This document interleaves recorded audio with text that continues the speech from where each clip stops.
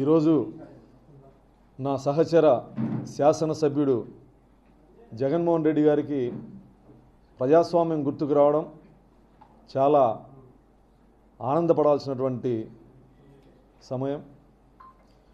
సొంత బాబాయిని గొడ్డలితో నరికించి చంపించిన పులివెందుల ఎమ్మెల్యే గారికి పిన్నెల్లి రామకృష్ణారెడ్డి లాంటి నటోరియస్ క్రిమినల్ మంచి వ్యక్తిగా కనిపించడం పెద్ద ఆశ్చర్యపోవాల్సినటువంటి అంశమేం కాదు.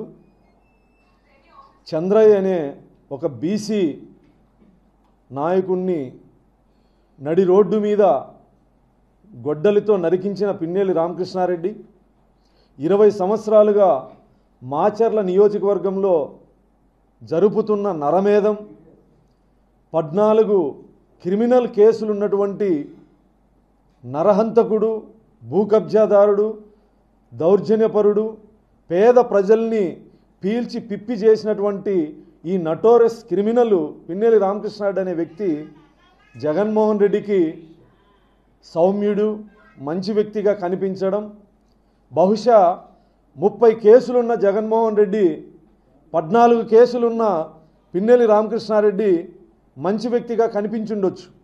30 కేసులు లేవు కాబట్టి.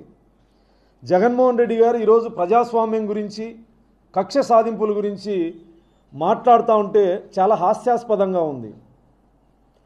నిజంగా చంద్రబాబు గారిది కక్ష సాధింపు చర్యలైతే పిన్నెల్లి రామకృష్ణారెడ్డి లాంటి నరరూప రాక్షసుణ్ణి మాచర్ల పట్టణంలో పోలీసులు నడి బజారు మీద బట్టలూడదీసి కొట్టి ఊరేగిస్తూ అరెస్ట్ చేయాలి.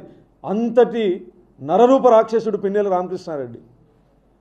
దేశం మొత్తం చూస్తుండగా రాష్ట్ర ఎలక్షన్ కమిషన్ కేసు నమోదు చేసి ఈవీఎంని పగలగొట్టిన అప్రజాస్వామ్యవాది, రాజ్యాంగం మీద ఏమాత్రం గౌరవం లేనటువంటి వ్యక్తి ఈవీఎంను పగలగొడితే రాష్ట్ర ఎలక్షన్ కమిషన్, కేంద్ర ఎలక్షన్ కమిషన్, హైకోర్టు, సుప్రీంకోర్టు వీడు వెధవా అని మాట్లాడుతూ ఉంటే అక్రమంగా పిన్నెల్లి రామకృష్ణారెడ్డిని అరెస్ట్ చేశాడని చెప్పి జగన్మోహన్ రెడ్డి పులివెందుల ఎమ్మెల్యే గారు మాట్లాడడం, ఇది ఏ రకంగా చూడాలి? ఈరోజు జగన్మోహన్ రెడ్డికి ప్రజాస్వామ్యం గుర్తుకొచ్చింది, రాజ్యాంగం గుర్తుకొచ్చింది, రేపో మాపో అంబేద్కర్ గారిని కూడా గుర్తు చేస్తాం.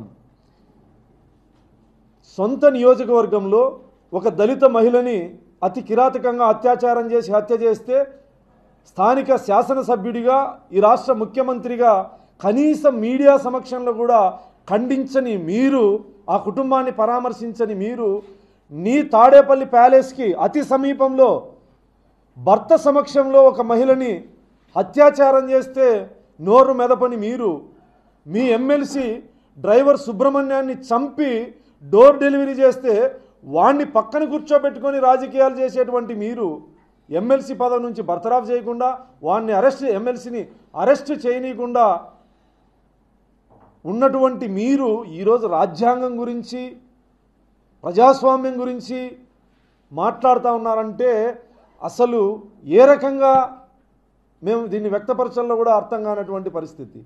ప్రశ్నించిన పాపానికి చిత్తూరు జిల్లాలో ఓం ప్రతాప్ని మద్యం రేట్లు సోషల్ మీడియా వేదికగా ప్రశ్నిస్తే తెల్లారే లోపు పెద్దిరెడ్డి రామచంద్రారెడ్డి అనుచరులు చంపినటువంటి సందర్భం, ఈ రోజుకి ఎవరు చంపారో కూడా తెలియనటువంటి సందర్భం.